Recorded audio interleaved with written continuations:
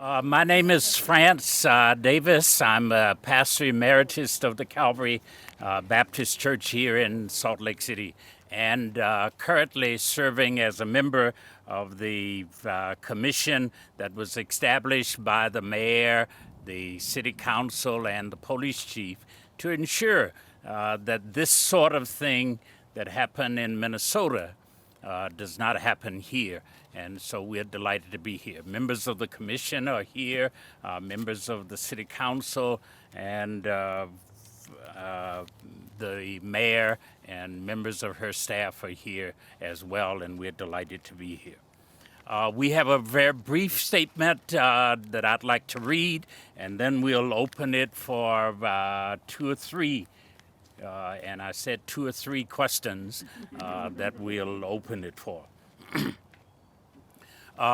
We, the Commission of Racial Equality on Policing in Salt Lake City, offer our prayers, our support for the family of George Floyd.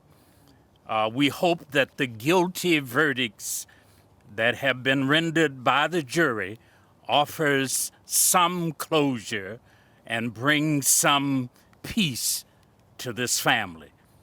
To lose a loved one is painful, but a guilty verdict for the perpetrator, Derek Chauvin, yields some relief. It is our hope that this verdict will foster change so that the policing across our country will be administered with fairness and with care, that policy and practice will be even-handed.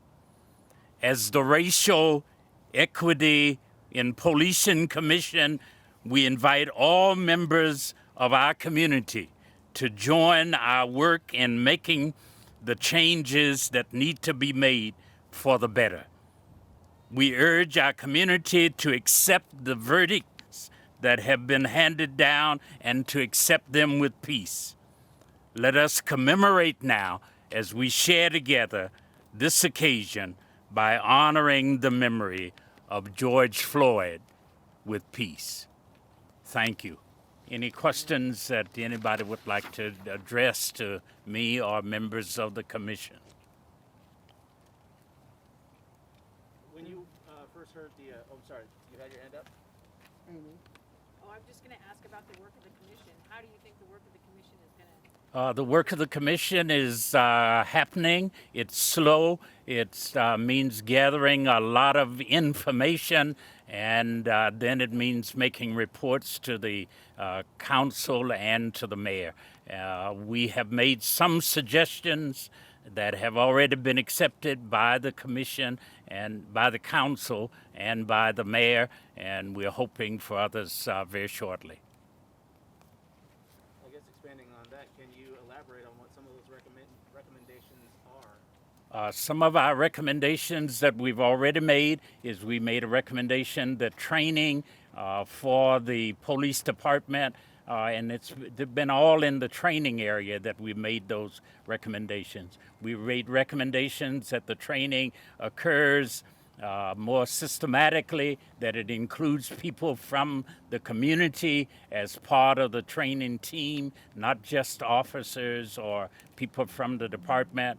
And we also have suggested that the budget be adjusted so that we can include CIT training, that is, people who have mental health training to help with responding to some of the calls.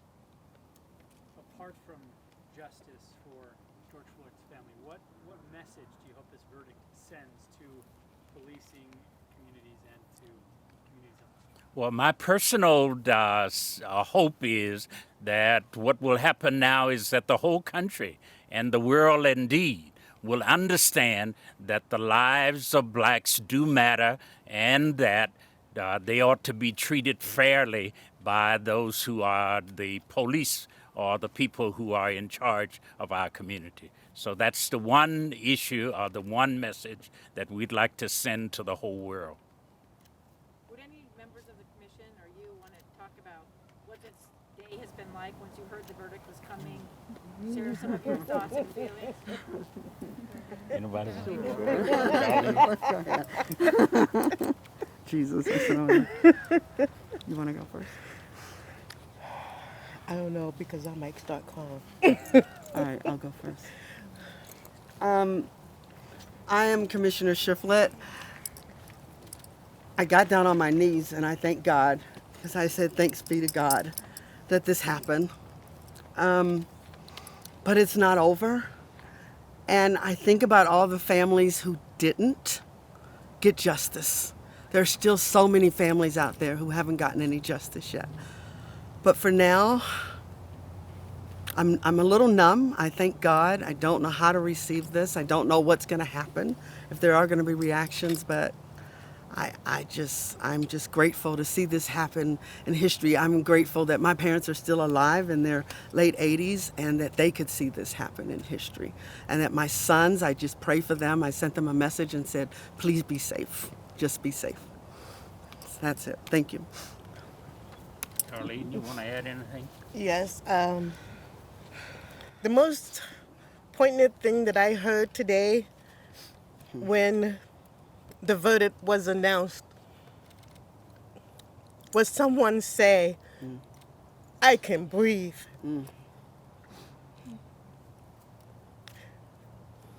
As I was walking, my phone was ringing. And he called twice. It was my dad.